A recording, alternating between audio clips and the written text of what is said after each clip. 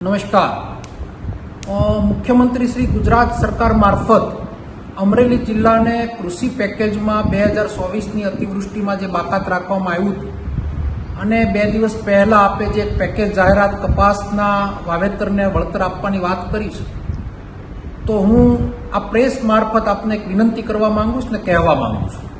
2024ની અંદર આ વિસ્તારની અંદર ફક્ત કપાસનું વાવેતર નહીં પણ અન્ય પણ પાકોના વાવેતર હતા. તલ, સિંગ, કઠોળ અને બધા જ એરડાથી લઈને વાવેતરોને નુકસાન થયું હતું.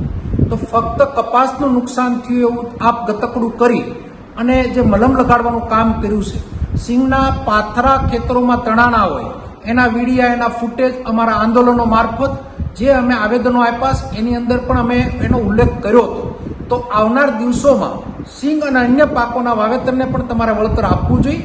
અને તમે જે વાત કરી 2024ના પેકેજની કપાસની, તો કોઈ પણ જગ્યાએ સર્વે થયું નથી. તો કયા આધારે કઈ રીતના આ પેકેજની મારફત ખેડૂતોને વળતર આપવા માંગો છો?